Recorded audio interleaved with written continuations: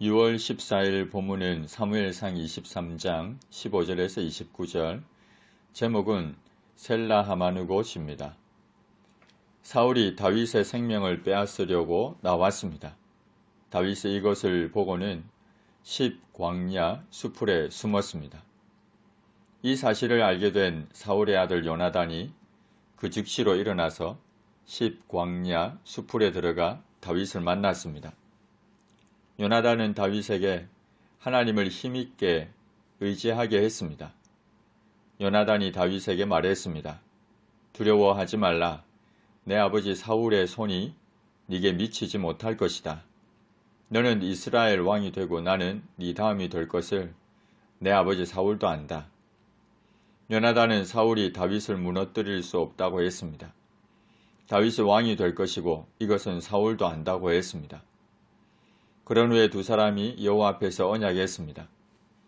다윗은 수풀에 머물고 요나단은 자기 집으로 돌아갔습니다. 요나단은 공궁에 처한 다윗을 찾아가 그를 위로하고 힘을 북돋우어 주었습니다. 그리스도 안에서 이런 위로자가 있다는 것이 얼마나 큰 복인지 모릅니다.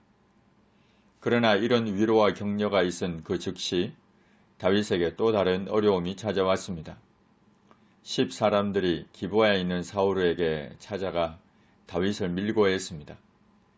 다윗이 우리와 함께 광야 남쪽 하길라산 수풀 요새에 숨어 있습니다. 그러니 왕은 내려오시기를 원하시는 대로 내려오소서. 그를 왕의 손에 넘길 것이 우리의 의무입니다. 10사람들은 한편으로는 다윗을 숨겨주었다는 사울의 보복에 대한 두려움으로, 또 한편으로는 사울에게 공로를 인정받기 위해 다윗이 있는 구체적인 장소를 사울에게 알렸습니다. 그러자 사울이 말하기를 너희가 나를 긍휼히 여겼으니 여호와께 복받기를 원하노라고 했습니다. 사울은 자신과 전혀 어울리지 않는 단어들을 사용합니다. 긍휼, 여호와의 복, 말로만 하나님을 언급합니다. 그의 마음은 하나님과 전혀 상관이 없습니다. 그냥 사람들 앞에서 말로만 겸손한 척, 그리고 하나님의 은혜와 복을 언급합니다. 말로는 모든 것을 다 해주는데 실제로는 하나도 해주지 않고, 말로는 상대방을 높이는데 실제로는 그를 이용만 해먹으려 하는 경우들이 있습니다. 사울이 바로 그러합니다.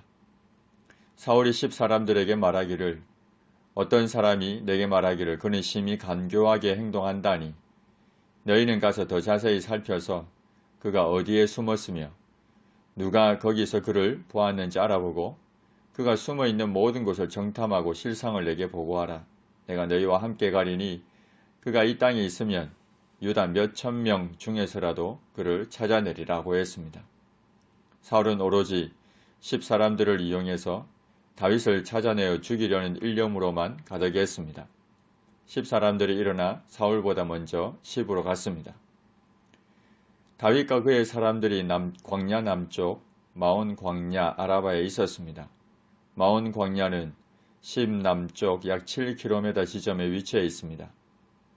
사울과 그의 사람들이 찾으러 온 것을 어떤 사람이 다윗에게 알렸습니다. 이에 다윗이 바위산으로 내려가 마온 황무지에 있었는데 사울이 듣고 마온 황무지로 다윗을 따라갔습니다. 사울이 산 이쪽으로 가자 다윗과 그의 사람들은 산 저쪽으로 갔습니다.